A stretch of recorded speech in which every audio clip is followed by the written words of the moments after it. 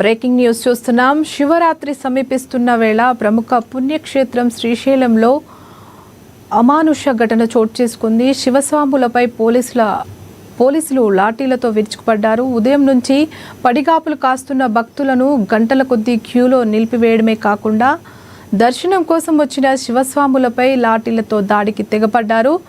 సిబ్బందిని వదిలేసి తమపై లాఠీకి పాల్పడడం హేయమైన చర్య అని శివస్వాములు పోలీసులపై మండిపడ్డారు. ఈ ఘటనపై సర్వత్రా నిరసనలు వ్యక్తమవుతున్నాయి.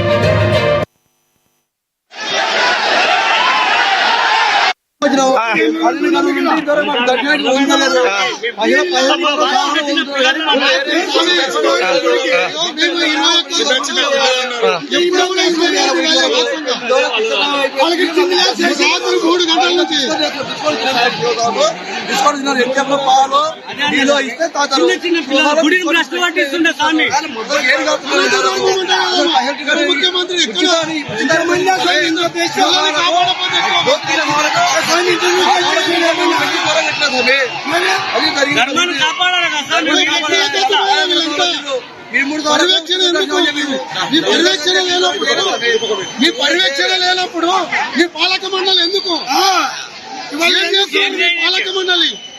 పాలక మండలి ఎందుకోసం ఉంటది? వచ్చే భక్తులకు ఎవరికి ఇబ్బంది కలగకుండా పాలక మండలి, ఆ పాలక మండలికి చేతగాలప్పుడు ప్రభుత్వం ఆధీనం తీసుకున్నాం. మనం ఏంది స్వామి భక్తులు ఎందుకోసం వస్తారు?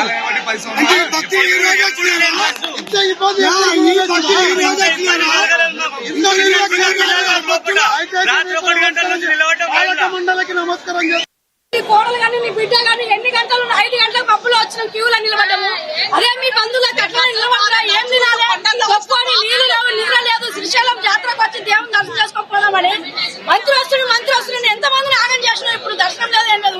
టికెట్ పెట్టుకొని ఎక్కడి నుంచో ఏ రైలు నుంచి వచ్చినాం మేము హైదరాబాద్కి వెళ్ళి. మాకు ఆకలి లేదు, ఇలా చిన్న పిల్లలు పడిపోయినారు. నీకు దయచేసి లేకపోతే గుడి మూసేది లేదని పేపర్లు వచ్చి పేపర్ కొట్టు ఎవరో రాముగా శివరాత్రి దయచేసి ఒక్క గుళ్ళ కూడా అడుగు పెట్టిస్తున్నారు. ఇక్కడ ఉన్న పోలీసు వాళ్ళు తుక్క కొట్టి మమ్మల్ని చంపేస్తున్నారు. 200, 300 అన్నం లేదు, నీళ్లు లేదు, ఏం లేదు. ముఖ్యమంత్రికి ఏం చెప్పదలుచుకున్నావు? ముఖ్యమంత్రి నీకు దండం నాయన, మరి మా సేవ మా పిల్లల బాధ మాది.